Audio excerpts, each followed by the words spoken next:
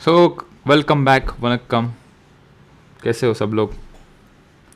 अभी देखो, आज के लेक्चर में कल मैंने होमवर्क दिया था, शायद से पिछले लेक्चर के क्लिप में मैंने वो ऐड नहीं किया, लेकिन मैंने एक होमवर्क को क्वेश्चन दिया था।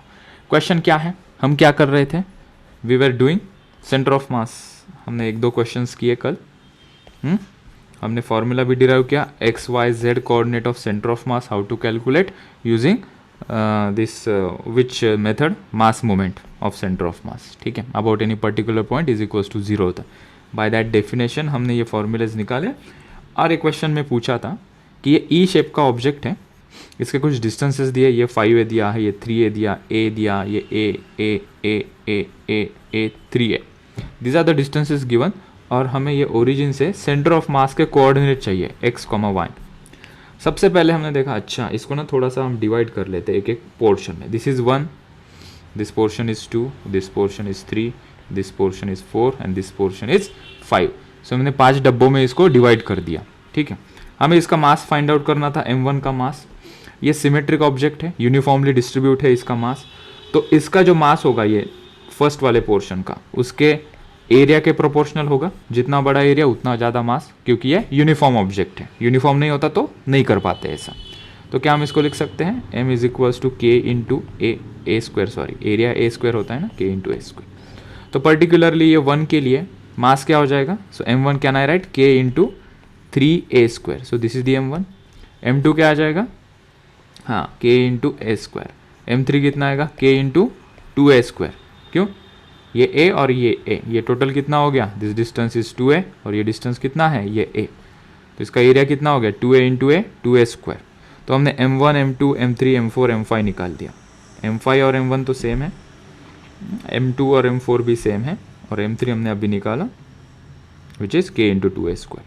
ठीक है, अभी यहाँ पे दूसरी बात देखो, ये बॉडी सिमेट्रिक है, दिस ऑब्जेक्ट इज सिमेट्रिक। हमने देखा कि यहाँ से कट करके देखो ये सिमेट्रिक है। जितना ये पोर्शन सिमेट्रिक दिख रहा है उतना ही सेम पोर्शन नीचे ये सिमेट्रिक हमें दिख रहा है। तो हमने कहा कि ये अगर यहाँ से सिमेट्रिक है तो इसका सेंटर ऑफ मास यही लाइन पे कहीं होना चाहिए। और हमने along the y axis symmetry इसकी है, तो उसका यहाँ से जो डिस्टेंस है वो कितना होगा, y coordinate centre of mass का। हमने कहा कि ये टोटल डिस्टेंस अगर 5a है तो 5a/2 पे इसका सेंटर ऑफ मास होगा। तो वाई कोऑर्डिनेट तो फुकटम फाक्टी मिल गया हमें बिना कैलकुलेशन करे।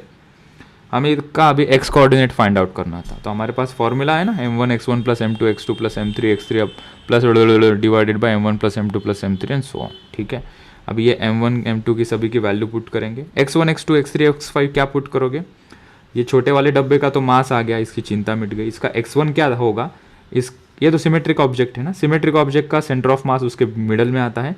इसके सेंटर ऑफ मास का हमारे रेफरेंस एक्सिस से कितना डिस्टेंस है, तो हमने कहा ये टोटल 3a है, तो इसके सेंटर ऑफ मास का डिस्टेंस 3a/2। x1 को 3a/2 लिखा। इसका ये टोटल ये लेंथ कितनी है, a, ये भी सिमेट्रिक है स्क्वायर, तो इसका सेंटर ऑफ मास उसका आधा कर दो a/2। ये 2a है, ये बॉक्स का 2a का आधा कर दो a। x4 का a है डिस्टेंस, तो उसका आधा कर दो a/2। ये शेप का सेंटर ऑफ मास का होगा 3a/2 डिस्टेंस पे, वो हमने लिख दिया, सब्स्टिट्यूट कर दिया। बहुत सारी चीज़ें कट हो जाएगी इसमें से, a के टर्म में आंसर आ जाएगा। That is x coordinate of centre of mass is 6a/5, y coordinate of centre of mass already फुकटम फाक्टी मिल गया था 5a/2। ठीक है, अगर मैं इसको पूछूं कि इसका पोजीशन वेक्टर बता, अब इसको अगर मैं क्वेश्चन बोल दूं, फाइंड पोजीशन वेक्टर, बच्चों लिखो, तुम भी साथ लिखो मेरे, find position vector of given centre of mass, given coordinate of centre of mass, given coordinate of centre of मास। तो हमारे बच्चों ने बोला कि सर कोऑर्डिनेट आ गए ना, तो क्या इतना कोई बड़ा रॉकेट साइंस थोड़ी ना है। तो 6a/5 हमारा x कोऑर्डिनेट था इसका, और y कोऑर्डिनेट क्या था रे, 5a/2। ठीक है, ये ज्योमेट्री कैसी थी, अभी रफली निकाल रहा हूँ मैं इस ज्योमेट्री को। ऐसी थी ज्योमेट्री, मान लो कि यहाँ पे हमारा ये पॉइंट आ गया, ये कितना था, सेंटर ऑफ मास के कोऑर्डिनेट 6a/5, 5a/2। सर आप पोजीशन वेक्टर पूछ रहे हो ना, तो क्या करो, ओ से मैं पोजीशन वेक्टर पूछ रहा है, तो यहाँ से इसको ज्वाइन करो, इसको r कह दो, rc। तो rc हमें मिल गया, अरे 6a/5 i cap plus 5a/2 j cap, simple. So this is how we write. कोई पूछेगा कि इसका डिस्टेंस बताओ, पूछेगा तो नहीं, लेकिन पूछा तो हम प्रिपेयर चाहिए ना, यहाँ से यहाँ कोई हमें पूछेगा डिस्टेंस, तो इसका अंडर रूट में 6a/5 का स्क्वायर प्लस 5a/2 का होल स्क्वायर कर देंगे, तो इसका हमें रेफरेंस पॉइंट से डिस्टेंस मिल जाएगा। ये टोटल हमने कोऑर्डिनेट्स निकाले, उसको वेक्टर फॉर्म में लिखा, और उसके बाद हमें ये इसका मैग्नीट्यूड भी मिल गया। ठीक है, just in case if they ask we should know this that we can do. और एक सेकंड क्वेश्चन देखो बेटा, यहाँ पे हमने टी शेप की ऑब्जेक्ट ली है जहाँ पे डिस्टेंसेस दिए हैं।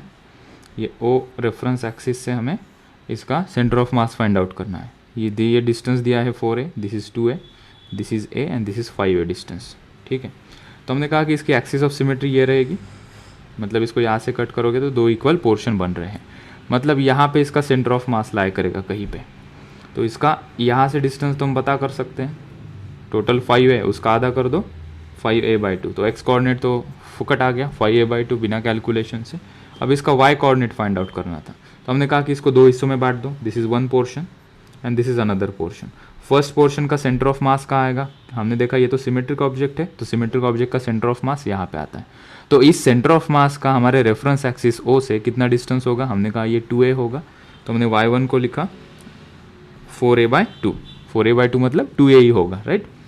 फिर हमने देखा कि इसका सेंटर ऑफ मास का डिस्टेंस ओरिजिन से कितना आएगा, हमने कहा कि ये 4a प्लस इसका मिडल वाला a/2, so 4a plus a/2 is the y coordinate of centre of mass of the portion 2।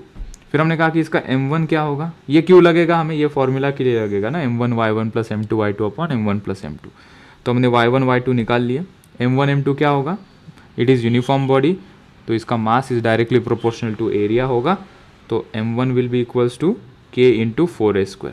ये 4a इंटू ये 2a है, ये भी सिमेट्रिक है तो ये भी 2a होगा, और मिडल वाला जो बचा हुआ वो कितना होगा a, तो टोटल मिला के 5a हो जाएगा।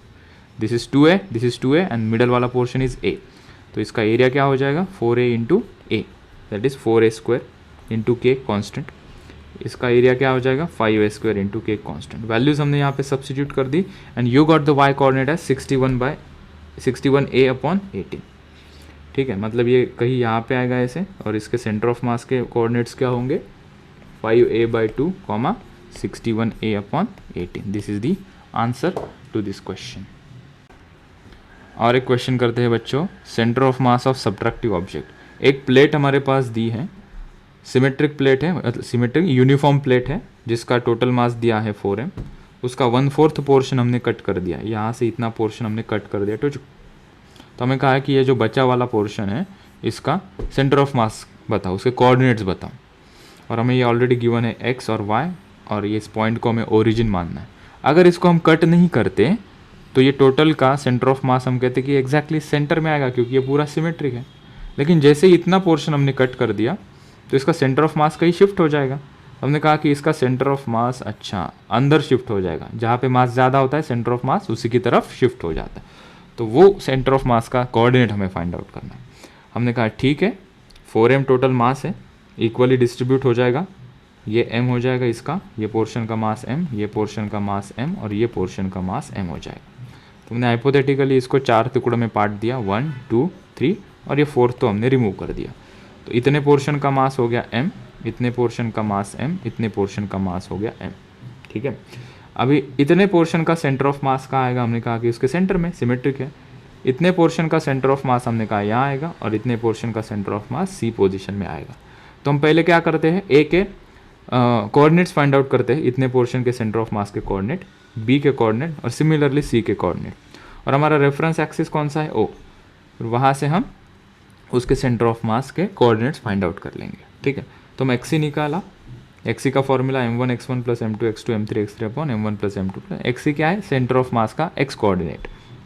अच्छा, m1 इज m, x1 क्या होगा इसका डिस्टेंस, हमने देखा कि ये डिस्टेंस हमें चाहिए, टोटल लेंथ l है, उसका आधा कर दो तो ये टोटल l/2 हो जाएगा, और उसका भी आधा कर दो तो ये डिस्टेंस कितना हो जाएगा l/4, और इसका y कोऑर्डिनेट भी फाइंड आउट करो, ये टोटल b है, b का आधा कर दो तो ये b/2 हो जाएगा, और उसका आधा कर दो तो ये b/4 हो जाएगा। तो a के कोऑर्डिनेट हमें मिले, हमने उसको यहाँ पे लिखा -l/4 प्लस b/4। माइनस क्यों, क्योंकि ये ओरिजिन माना है, उसके पीछे जा रहे हैं तो -L/4 प्लस क्यों, क्योंकि हम ओरिजिन के ऊपर जा रहे हैं, ठीक है। सिमिलरली बी के कोऑर्डिनेट हमने देखे पीछे और ये नीचे, ठीक है। सिमिलरली वो आ गया -L/4 -B/4। सिमिलरली सी के कोऑर्डिनेट ओ से आगे और y डायरेक्शन के लिए नीचे, सो x coordinate positive +L/4 and y coordinate is -B/4। तो x कोऑर्डिनेट और उसके मासेस हमने इस फॉर्मूला में सब्स्टिट्यूट किया and we got x is equals to -L/12, मतलब x coordinate of centre of mass is -L/12, मतलब थोड़ा यही कहीं पे होगा। और y कोऑर्डिनेट के लिए हमने फॉर्मूला आगे पुट किया, yc is equals to m1y1 वगैरह वगैरह, तो yc हमें मिल गया -B/12, मतलब ये -B/12 कहीं यहाँ पे, तो ये यहाँ पे इसको हमने पॉइंट कर दिया। So this is the location of centre of mass, और जिसके कोऑर्डिनेट कितना है -L/12 -B/12। This is the answer to this question. Wait, figure shows a uniform disc of radius r, ये क्वेश्चन देखो, figure shows a uniform disc of radius r, इसका centre दिया है ये, उसमें से हमने क्या किया है, इतना पोर्शन कट कर दिया है। अगर इतना पोर्शन कट कर देते हैं तो इस जो रिमेनिंग डिस्क है उसका सेंटर ऑफ मास कितना शिफ्ट हो जाएगा, वो पोजीशन हमें बताओ। तो हमने यहाँ पे देखा, अच्छा क्वेश्चन को तुम पढ़ लेना पॉज करके, मैं इसे डायरेक्टली डायग्राम के थ्रू एक्सप्लेन कर रहा हूँ। व्हाट दे आर सेइंग कि टोटल डिस्क में से तुम r/2 डिस्क कट कर रहे हो, तो सेंटर ऑफ मास शिफ्ट होगा क्या नहीं होगा। अगर इसको कट नहीं करते तो इसका सेंटर ऑफ मास यहाँ पे था, इतना पोर्शन कट करने के बाद सेंटर ऑफ मास ऑब्वियसली बात है शिफ्ट हो जाएगा। कहाँ शिफ्ट हो जाएगा, पीछे ही शिफ्ट हो जाएगा, क्योंकि यहाँ पे ये पोर्शन में अभी ज़्यादा मास है, यहाँ का मास तो कट हो गया, ठीक है। और ये जो सेंटर, ये दोनों सेंटर क्या है, एक ही लाइन में है, तो सेंटर ऑफ मास सिर्फ हॉरिजॉन्टल एक्सिस में ही शिफ्ट होगा, वर्टिकल एक्सिस में वो शिफ्ट नहीं होगा। अगर हम यहाँ से कट कर देते तो फिर उसके चांसेस थे कि सेंटर ऑफ मास का y कोऑर्डिनेट भी चेंज हो जाता, ठीक है। लेकिन इन लाइन ही कट किया है, so it is symmetric about this horizontal axis, so इसका y कोऑर्डिनेट चेंज नहीं होगा। So what is changing only the x coordinate, और वो भी कहाँ चेंज हो रहा है, पीछे जा रहा है। सो नया सेंटर ऑफ मास ये जो रिमेनिंग पोर्शन का है, मान लो कि वो है यहाँ पे इधर, उसको नाम दिया हमने C1 और ओरिजिनल पोजीशन से x पोजीशन वो चेंज हो गया। So we proceed with finding out the masses, ठीक है। हमें मास लगेगा, तो टोटल मास हमें m दिया है, रिमूव्ड पोर्शन का मास मान लो m2 है और रिमेनिंग पोर्शन का मास मान लो m1 है। तो m2 it is a uniform body, so उसका मास एरिया के प्रोपोर्शनल होगा। इस बार मैंने k नहीं लिखा है क्योंकि whenever we substitute the values of this term, k तो वैसे भी कट होने वाला है। सो फॉर फर्स्ट 2 क्वेश्चंस हमने k लिखा था, अभी से थोड़ा सा हम हमारी अपग्रेडेशन करेंगे कि हम समझ लेते हैं कि k वैसे भी कट होने वाला है, तो लिख के भी वैसे कोई मतलब नहीं है इसका। सो हमने लिखा m2 इज बराबर a2। सो जो रिमूव पोर्शन है उसका मास m2 है, वो किसके बराबर होगा, उसके एरिया के बराबर। उसकी रेडियस गिवन है r/2, तो m2 आ जाएगा पाई r/2 का whole square, that is πr²/4। हमने कहा कि ओरिजिनल डिस्क है उसका मास कितना है m, तो उसका एरिया कितना है, हमने कहा कि πr² है। सो कैपिटल M को πr² लिख सकते हैं, तो m2 के अंदर जो πr² है उसको हम लिख देंगे कैपिटल M। सो m2 का आंसर मुझे m के टर्म में चाहिए था, तो वो मिल गया m/4। अभी बात आती है कि जो बचा हुआ पोर्शन है उसका मास कितना कंसिडर किया हमने, m1 निकाल लेते हैं। m1 क्या होगा, टोटल मास m में से m2 हटा देते हैं, तो m - m2 will be equals to m1। So capital M is capital M, m2 को हमने लिखा m/4, वो कट करने के बाद आ जाएगा 3m/4। सो m1 और m2 हमें मिल गए। अभी हम मास मूवमेंट का फॉर्मूला यहाँ पे लगाते हैं, ठीक है। Considering this point C1 as a reference point, यहाँ से हम मास मूवमेंट निकालते हैं। कितना पोर्शन कट कर दिया हमने, इतना पोर्शन, ठीक है। उसका मास मूवमेंट कितना होगा, अबाउट C1 पॉइंट, हमने कहा वो हो जाएगा m2, that is the mass of this removed portion m2, और उसके सेंटर ऑफ मास का डिस्टेंस यहाँ से कितना हो जाएगा, r/2। ये रेडियस r/2 है, तो ऑब्वियसली ये भी डिस्टेंस कितना होगा, r/2। और जो रिमेनिंग पोर्शन है, रिमेनिंग पोर्शन का सेंटर ऑफ मास वो कहाँ शिफ्ट हो गया है, C1 पे, कितना डिस्टेंस से, x। सो C1 से नए रिमेनिंग पोर्शन का मास का सेंटर ऑफ मास कहाँ पे, यहाँ पे है, उसका डिस्टेंस कितना है, x। तो उसका मास मूवमेंट कितना हो जाएगा, रिमेनिंग पोर्शन का मास है m1 और उसका डिस्टेंस कितना है, पीछे की तरफ है, इसलिए लिखा हमने -x इज इक्वल्स टू 0। ठीक है, तो m1 और m2 की वैल्यूज़ हम यहाँ पे सब्स्टिट्यूट कर देते हैं। m2 को m/4 और m1 को 3m/4 लिखा। m और m कैंसिल, ये 4 और 4 कैंसिल, तो x आ गया r/6 which is our answer to this question. तो r/6 डिस्टेंस पीछे ये शिफ्ट हो जाएगा, किसका सेंटर ऑफ मास, ये जो रिमेनिंग पोर्शन है उसका सेंटर ऑफ मास कहाँ होगा अभी, r/6। कहाँ से, ये c1 डिस्टेंस से, c1 सेंटर से। ओके, आज के लिए इतना काफ़ी है।